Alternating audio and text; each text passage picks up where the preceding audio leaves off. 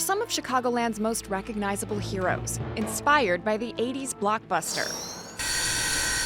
This is what's going to get your ghost with your proton stream. Okay. And the ghost goes through here. No, so the ghost actually gets sucked up into the ghost trap.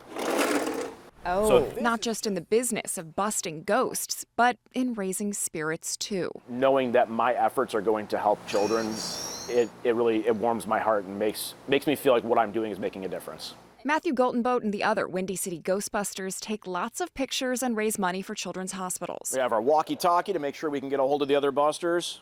We have our ecto goggles that'll show us entities that may not be visible to the naked eye. But it hasn't all been fun and games.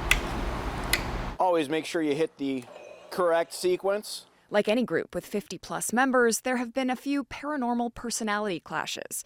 One member in particular, Frank Zimetz, sent a scathing resignation text in 2024, quitting the group because he said he was treated poorly. He even went as far as burning his T-shirt. 2 years later, other members say things got more serious. In April, the group's president went to deposit a donation into the charity's bank account, only to discover they'd been locked out, barred from accessing the $6,849 they'd raised. The bank said it was because, according to new paperwork they'd just received, he wasn't the president. Who was? Frank Zimetz. We don't know what he's done with the funds. And if we are able to get that account back, what's going to be left to donate? Here's what happened, to the best of our understanding. The Windy City Ghostbusters was due to file their domestic corporation annual report with the Illinois Secretary of State's office on March 3rd. When they missed that deadline, Zimetz, who according to Goldenboat was very well versed in the timeline, He asked a lot of very interesting questions about filings, about the 501c3 status. seized the opportunity to file the report himself, identifying himself as both the president and director of the Windy City Ghostbusters. He is not.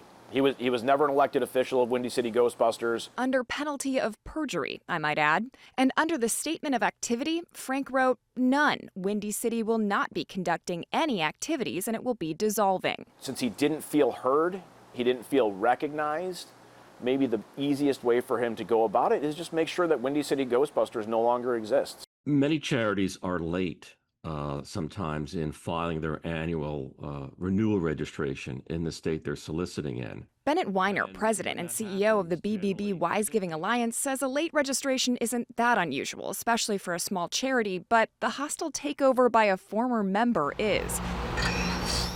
What happened to the money for the kids? Well, the actual Windy City Ghostbusters briefly regained access to their account last month and discovered several withdrawals and debit card purchases. One for a restaurant in Hammond and several minor league baseball game-related purchases. Frank, coincidentally or not, posted pictures at a Hammond restaurant and at a Joliet Slammers baseball game on corresponding dates. Hi, Frank.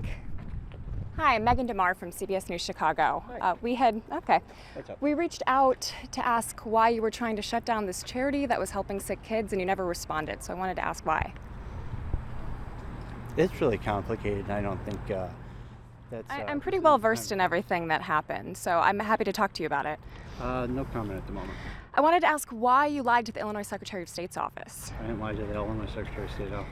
You actually left a pretty long paper trail that's pretty easy to prove that you lied to the Illinois Secretary of State's office. Okay, I'm done talking right now.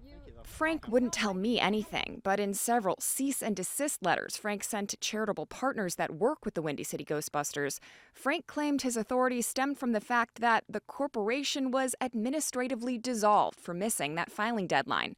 But we discovered that claim is just wrong. It was never dissolved, according to the Secretary of State's office. So why did you say that you were the president/CEO of an organization that you're not a member of? No comment, please. Thank you. If you didn't do anything wrong, then why don't you want to do an interview? No comment, please and thank you. The state tells me the filing record is currently on hold while they investigate. So the actual Windy City Ghostbusters tell me they're in limbo.